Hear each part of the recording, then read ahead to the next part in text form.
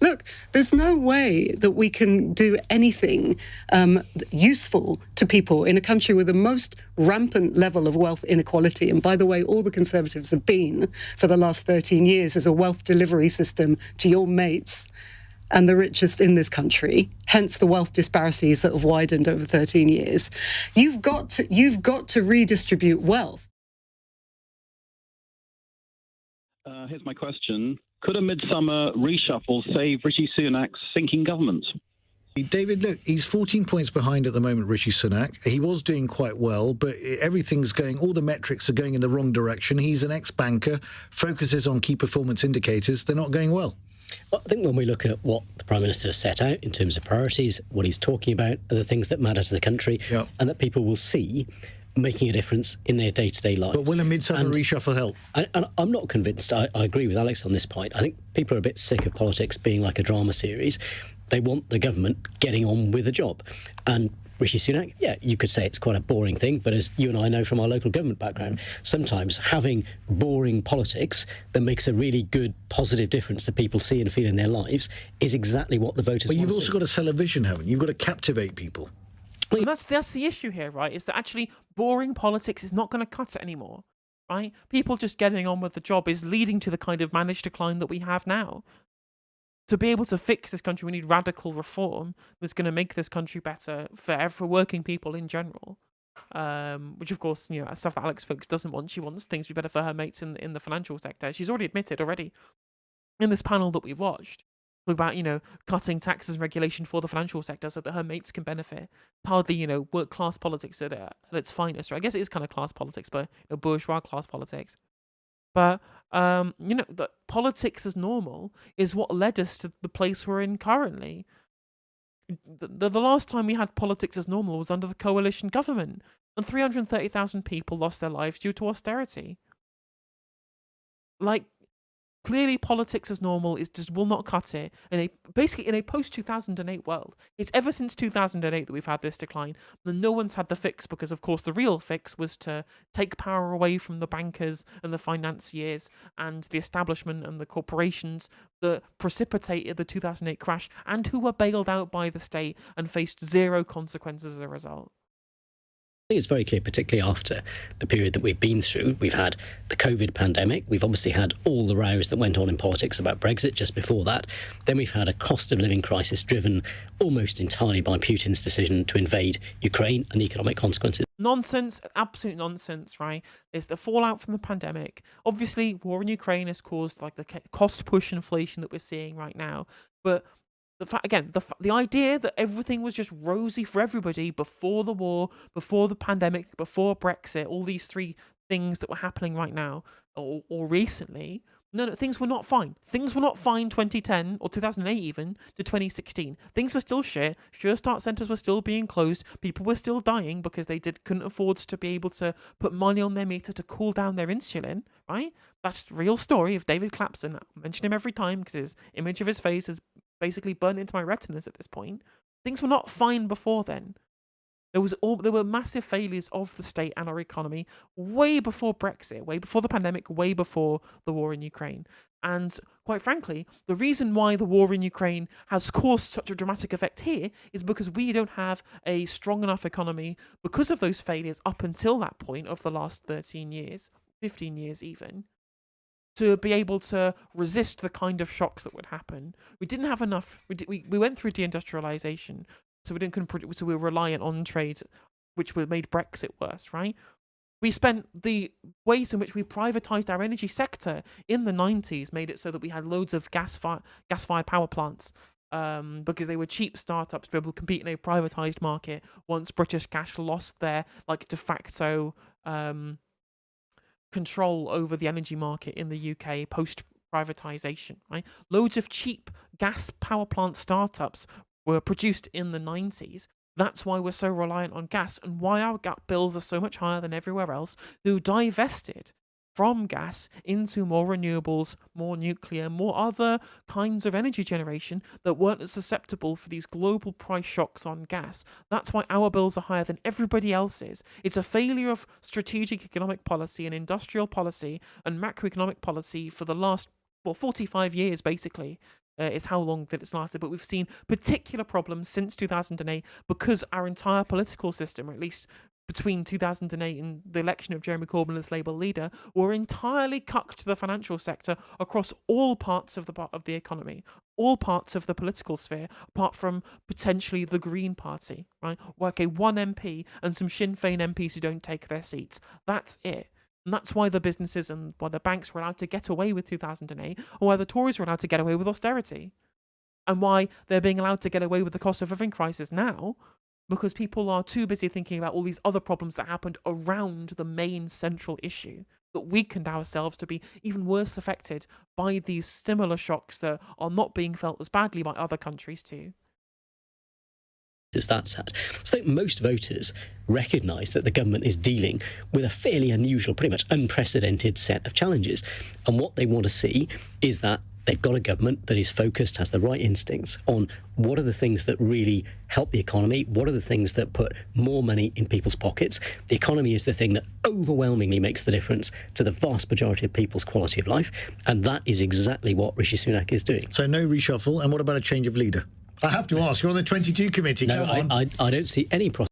I mean, yeah, Germany are hit they are much worse hit than Russia and we are, because they don't have the same kind of deals with Norway that we do, and also they made the decision to decommission all their nuclear power plants. Of that. And I think it comes back to this point. People are a bit sick of the drama. You know, what they want to see is, after a period where British politics has been paralysed by divisions over Brexit initially, then about response to the COVID pandemic, lots and lots of people arguing and shouting and refusing to work together. They want a sense that government and parliament is focused on what are the needs of the country at this time, how are we going to deliver that? And as a Conservative, what I believe is that we should be approaching things in the right way. We should approach sound financial management of the country. We want to make sure that the economy is prioritised, because that makes the big difference to people's quality of life, and it funds public services. And the thing is, well, like, the idea there could be a change of leader is completely nonsensical in every single kind of facet of that question, in that it would just be bad optics anyway, with an election looming pretty close, to chop and change leader yet again. But also on top of that, Rishi Sunak is the only popular thing about the Conservative Party. I think he's a dickhead. And I don't think that he is particularly popular, but he's less unpopular than the remainder of the Conservative Party is, right? Rishi Sunak himself polls better than they do, which says something given the fact that he's a completely out-of-touch millionaire who has a wife who was essentially just like a legal tax dodger, and who says he has no working-class friends and wanted to move funds away from poor areas into rich areas, right? A completely out-of-touch millionaire is the only thing that the Conservative Party have going for them right now, and that's how bad they look in the public eye in general. And don't sit on the fence, tell us what you really think. I mean, I'm here to kind of to speak about my opinions, I guess, but yeah. Yeah, we shall see.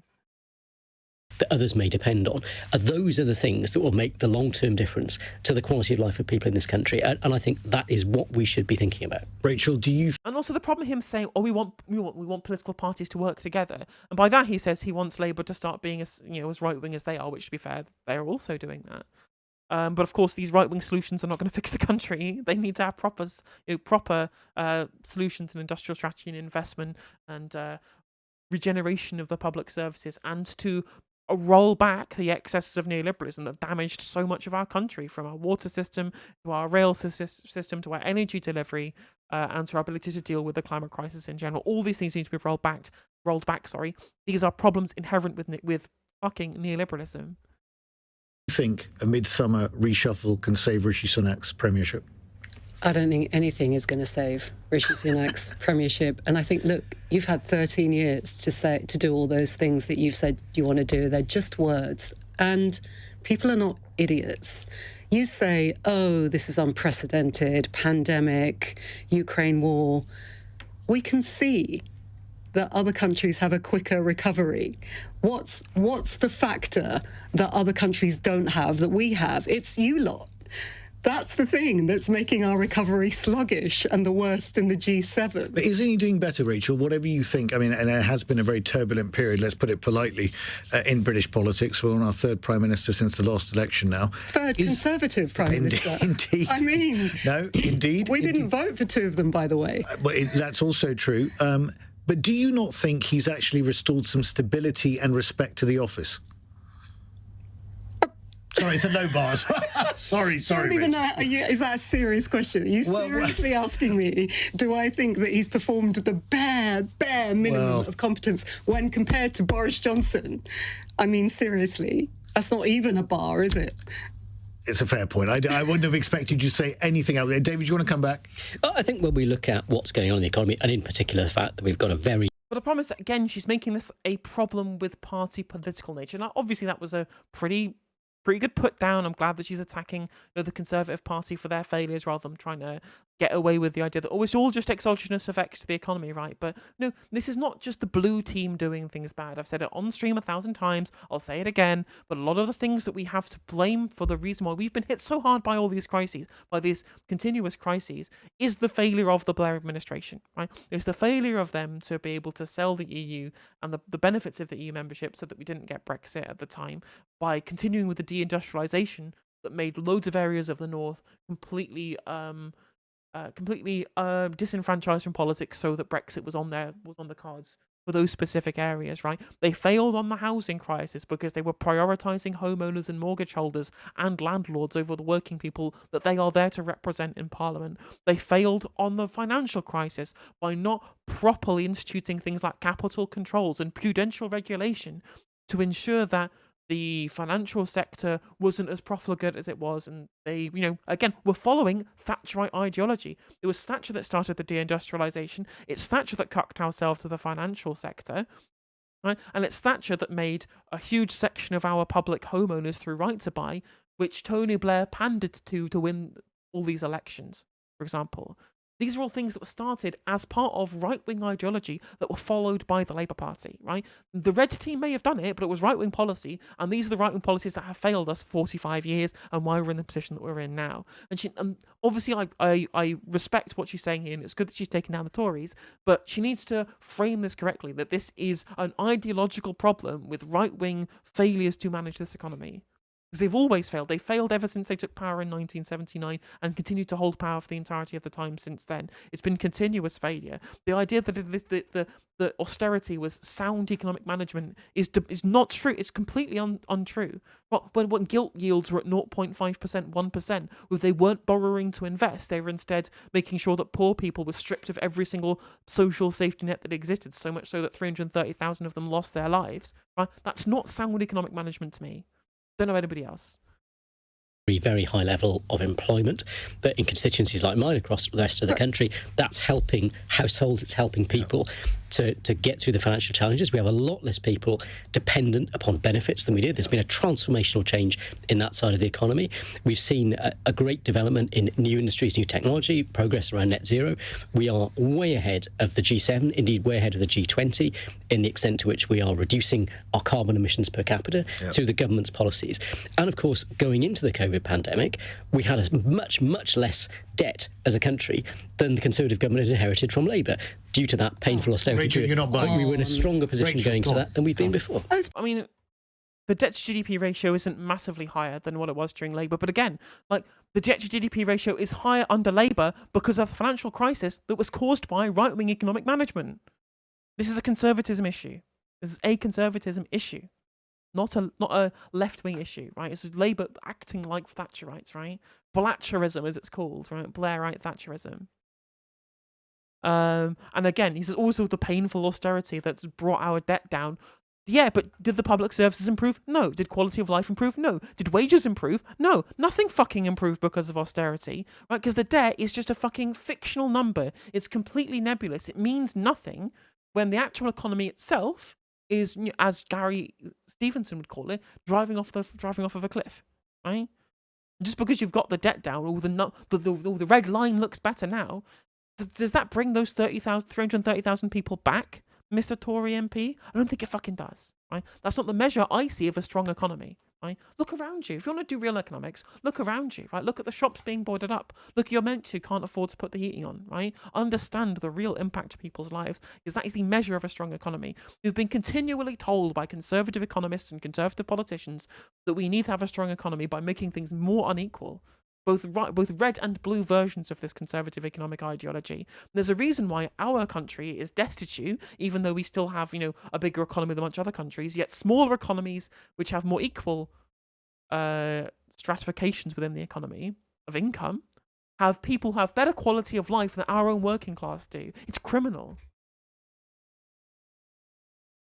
It's pathetic. I mean, you know, because you live in this world, you live in Britain, you know what people are dealing with every single day, and you know that what you've just said has got zero contact with the reality that people experience every day. Look, there's no way that we can do anything useful to people in a country with the most rampant level of wealth inequality. And by the way, all the Conservatives have been for the last 13 years is a wealth delivery system to your mates and the richest in this country, hence the wealth disparities that have widened over 13 years.